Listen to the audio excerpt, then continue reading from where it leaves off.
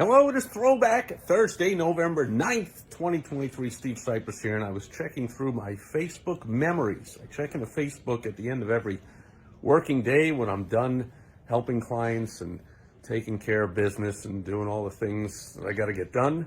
I say, well, now it's time to record my daily video that I've done every single day since the middle of March 2017, so over 6.5 years now. And when I check into Facebook, I also say happy birthday to the people that Facebook says today is their birthday, or they told Facebook that that's their birthday. And then I check through my Facebook memories, and I look back, and I post a few if I feel like it or if they're interesting. Well, today I happen to see one that I just got to talk about again. I posted this maybe 4 or 5 years ago. I'd found an old photo of my grandfather, my mom's father, Harry Kiles, who was receiving a medal from some kind of a major general in the U.S. Army. My mom had always told me my dad was behind-the-scenes operative, colloquially known as a spy, doing all kinds of clandestine behind-the-scenes things to help the U.S. in their efforts to win World War II. And then once the war was over, there were all kinds of efforts to then establish the State of Israel. So the war ended in 45, and then State of Israel established in 48. And my grandfather did all kinds of things behind the scenes, from what my mom told me and what these articles said. He was running guns. He was doing all kinds of things, getting all kinds of implements and all kinds of supplies and all kinds of necessities, whatever the people needed. They were fighting these battles, and for that he was recognized and given this medal in this photo. And obviously, flash ahead to today with what's going on now. We have war in Israel, which we're almost always at war, even if it isn't declared war. They've got enemies all around them that want to wipe the country off the face of the earth, as everybody knows now. But man, I can just tell you that my family, my friends, are so conflicted right now. I grew up in a predominantly, almost completely Jewish town. I was born in Queens, New York, but I grew up in a town called Great Neck, New York, in Nassau County, which I think to this day is still a very predominantly Jewish town. My family, of course, almost exclusively Jewish. And then I went away to college after high school to a school that's named for the first Jewish Supreme Court Justice of the United States, Louis D. Brandeis. I went to Brandeis University. And so I was just surrounded predominantly by Jewish people in all of work. I mean, home, family, school.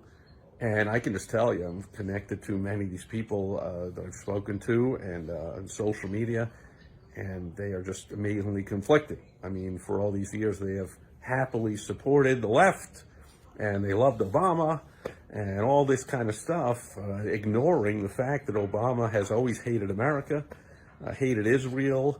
There's so many leftists that hate Israel, hate America, and hate the Jews. And now all this, I don't know, it's not a laughing matter, but it's ironic, all this anti-Semitism that observers with a clue always knew was there, is now coming out.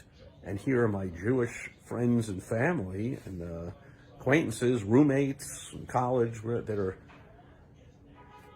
you know, man, they rooted for this, they voted for this, they celebrated all this leftist, you know, Marxist, socialist, communist, Obama, anti-Americanism. And now here's coming back to bite them, because the very schools that they went to, whether it's Harvard or Brandeis or Yale or any others, schools that all my family and friends went to, these big institutes of higher learning, as they like to call themselves, where learning is, of course, 99% of learning of anything is done outside of any classroom. But I digress. Those are all now being, full anti-Semitism is completely on display in these predominantly Jewish cities, like in New York City, predominantly Jewish schools, or not predominantly Jewish schools, but schools with plenty, up to, they say these Ivy League schools have up to about 25% Jewish students, and I didn't look up the numbers of the faculty, but it's probably similar. And wow, they're just completely conflicted, and it's got to be tough for them. I mean, I saw the light. I was brought up in all that and didn't know any better until I started a business and started to realize that the government does everything it can to squash small business and any form of individual responsibility or individualism.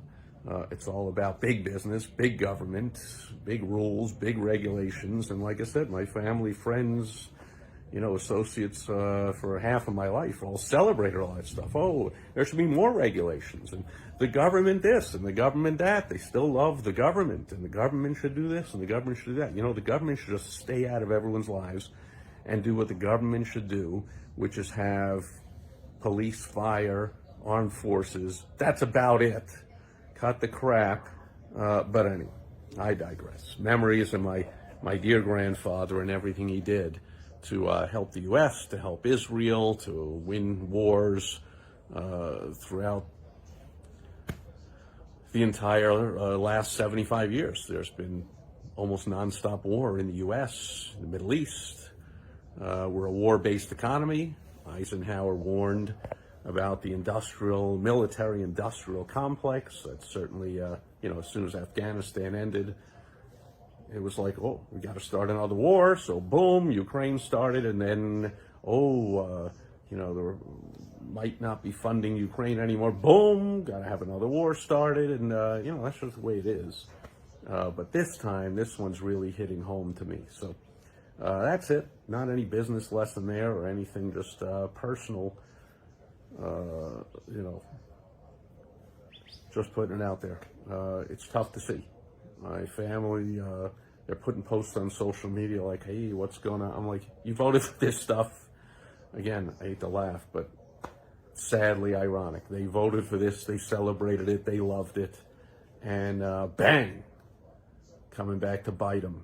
It's got to be tough. Maybe, possibly, people are awakening to the fact that the government is not here to help any of the citizens. It's not government of the people or by the people, and certainly not for the people. It's government for the government and for those that fund the government. But anyway, that'll do it.